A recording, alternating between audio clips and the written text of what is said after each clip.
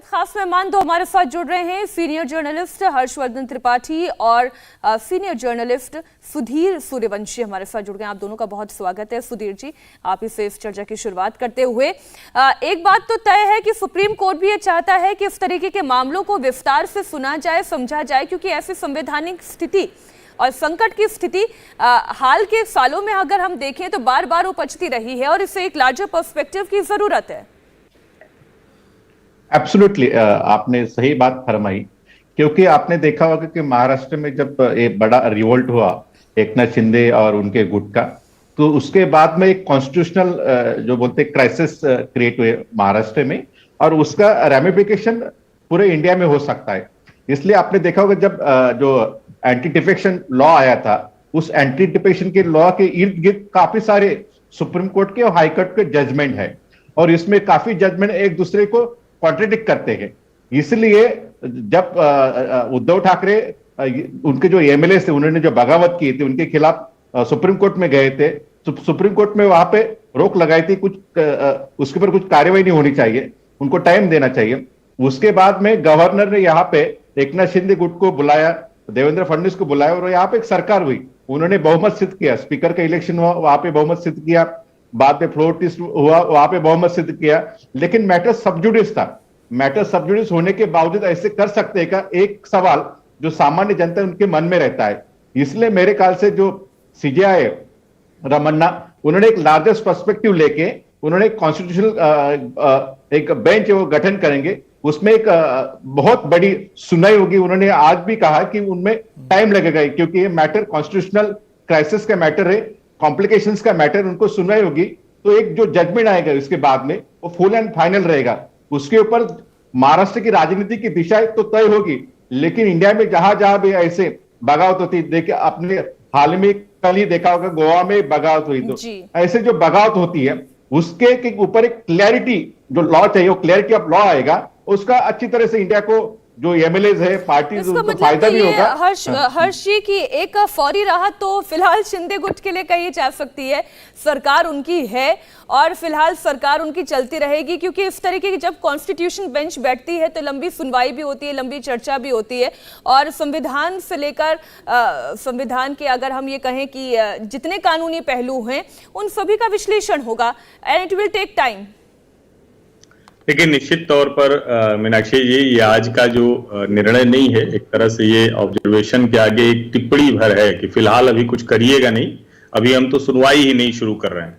लेकिन इस देश में अलग अलग समय पर जो पार्टियां टूटती रही, पार्टियों में तोड़फोड़ होती रही, और जिस महाराष्ट्र में आज हम ये सारी चर्चा कर रहे हैं, और कभी कभी हम सुनते हैं कि शरद पवार साहब भी कहते हैं कि इस तरह की तोड़फोड़ नहीं होनी चाहिए, बड़ी अनैतिक है, तो महाराष्ट्र में पार्टियां तोड़कर और सबसे कम उम्र के मुख्यमंत्री बनने का रिकॉर्ड शरद पवार के ही नाम पर है। तो सबने अपनी अपनी बारी पर जो उस वक्त के कानून रहे, उस वक्त के फैसले रहे, उनको खूब मजे से तोड़ा। लेकिन आज महाराष्ट्र जहां स्थिति में पहुंचा, और जिस तरह से ये शिंदे समूह ने पूरी की पूरी शिवसेना एक तरह से कहे कि वो लेके चले गए, उसने सबको अचरज में डाला है। शायद यही वजह रही कि छगन भुजबल जैसे नेता को बोलना पड़ा कि अमित शाह एक चाल चलते हैं और सब चित्त। लेकिन क्या राजनीति में ये होना चाहिए? क्या ये लोकतंत्र में अच्छा है कि हर दूसरे चौथे कुछ विधायक किसी पार्टी से निकलते हैं, और अब तो इतना कड़ा वो नियम हो गया, 2/3 हो गया एंटी डिफेक्शन लॉ, उसके बाद भी लोग टूट रहे हैं। तो नए सिरे से समझने की जरूरत है कि क्या विधायकों को इस तरह से रोका जा सकता है? क्या कुछ नियम हमें तय करने पड़ेंगे कि अगर एक बार कोई पार्टी चुनी जाती है, उसके नेता चुने जाते हैं, तो उनको कैसे दोबारा दूसरी पार्टी में चले गए तो बिना जनता के बीच गए विधानसभा में आने की इजाजत होनी चाहिए? अच्छा, क्या ये भी कोई अब इसका कोई संदर्भ रह गया है कि 2/3 विधायक, क्योंकि विधायक तो पहले 1/3 थे, फिर 2/3 हुए, लेकिन लोग अब भी टूट रहे हैं। शायद इसीलिए सर्वोच्च न्यायालय को इतना समय भी चाहिए, और मुझे लगता है कि आज की सबसे बड़ी जरूरत है, जरूरी है। एक चीज बताइए, क्योंकि देश हमारा डेमोक्रेसी लोकतंत्र है ना, तो यहाँ पर पार्लियामेंट्री डेमोक्रेसी चलती है, तो ये चीज तो पार्लियामेंट में को डिसाइड नहीं करना चाहिए, क्योंकि जो जनप्रतिनिधि हैं उनको तो आपस में तय करना पड़ेगा। आखिरकार कोर्ट कब तक इन सब चीजों में इंटरफेयर करती रहेंगी? देखिए अमित, ये आपने बहुत महत्वपूर्ण प्रश्न पूछा, और मुझे याद है कि एक समय में जब भारतीय जनता पार्टी की मांग हुआ करती थी, और भारतीय जनता पार्टी से ज्यादा संघ परिवार उस वक्त तो कहता था कि संविधान समीक्षा होनी चाहिए, कॉन्स्टिट्यूशन के रिव्यू की वो बात करता था, और उस वक्त देश भर में बाकायदा इसको लेकर उन्होंने कॉन्फ्रेंस की, संगोष्ठी की, बड़े बड़े जजेज हुए अटल जी के समय में, तो एक कमेटी भी बनी। लेकिन उस वक्त उसको यह कहा गया कि ये देश की कॉन्स्टिट्यूशनल अथॉरिटी को चैलेंज करने की कोशिश हो रही है।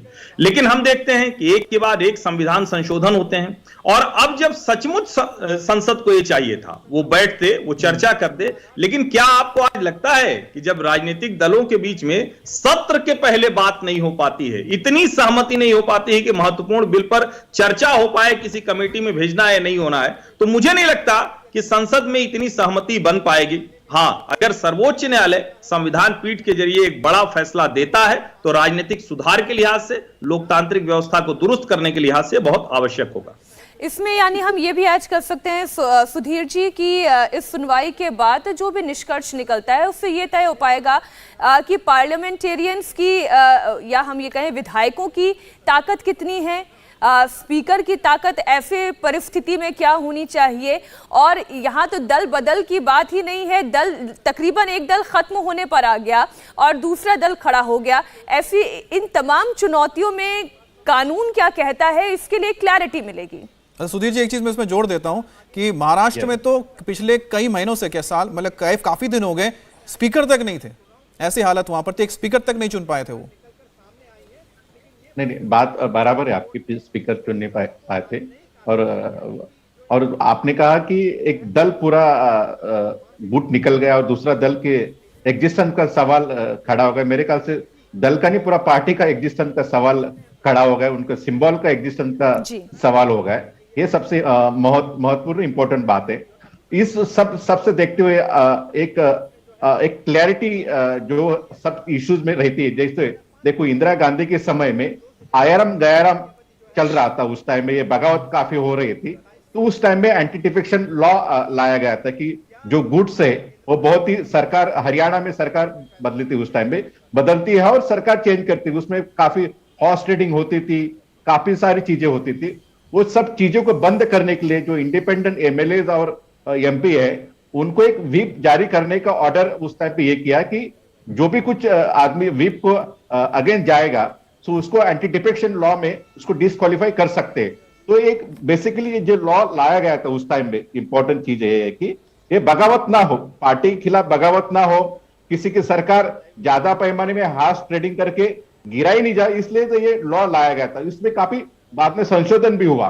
लेकिन इसके बाद में एक जिस तरीके से महाराष्ट्र की राजनीति है, कर्नाटक की राजनीति है, मध्य प्रदेश की राजनीति है, गोवा में तो अपने को हर साल देखने को मिलता है राजनीति है, तो इसके वजह से ये एंटी डिफेक्शन लॉ का मिसयूज भी काफी, जो लूप होल्स है उसमें लूप होल्स यूज करके मिसयूज भी काफी हो रहा है। इसलिए ये मिसयूज और उसके जो ठीक है सर, मिसयूज की बात करें हर्ष जी, सर एक चीज हमें बताइएगा कि जो हमें देख रहे हैं लगातार इतने सालों से कि जैसे कि आपने नाम ही लिया था, शरद पवार ने अपनी अलग पार्टी बना ली, कांग्रेस से अलग हो गए, इसी तरह से कितने सारे ऐसे, ममता बनर्जी ने अपनी एक अलग पार्टी बना ली, सब एक ही पार्टी से निकल कर अलग पार्टियां बनी हैं। तो जब ये सामने रखा हुआ है तो ये तो हर विधायक के मन में होगा ना कि जब आपके पास, अमित कहना चाह रहे हैं कि अब शिवसेना से निकलकर एक अलग पार्टी बन गई है, या शिवसेना का सिंबल और शिवसेना वो एकनाथ शिंदे गुट के पास चला जाए। अच्छा, दूसरी बात तो फिर इस पे भी तो रोक लगाना पड़ेगा ना कि भाई एक से ज्यादा पार्टी मत बनाइए, 2-3 पार्टी रख दीजिए। अब इतना नहीं, मुझे लगता है कि ये डेमोक्रेसी के लिए अच्छा नहीं है। और यहाँ मुझे जहां तक ध्यान में आ रहा है, करीब करीब 800 से ज्यादा राजनीतिक दल हैं जो बाकायदा पंजीकृत हैं। लेकिन भारत की जनता है, बड़ी मैच्योर जनता है। जब उसको एक समय में लगता था कि राष्ट्रीय दल अपनी जिम्मेदारी नहीं निभा रहे हैं, तो उन्होंने क्षेत्रीय दलों को बहुत ताकत दी। और फिर जब लगा कि नहीं, राष्ट्रीय नेतृत्व तो ठीक हो सकता है, तो उन्होंने बाकायदा पूर्ण बहुमत की सरकारें दी, राज्यों में भी और केंद्र में भी। यहां मुझे लगता है कि दरअसल लोकतंत्र के बुनियादी प्रश्न पर जाना पड़ेगा, और वो बुनियादी प्रश्न ये है कि क्या दुनिया के अलग अलग देशों में व्हिप जैसी चीज है क्या?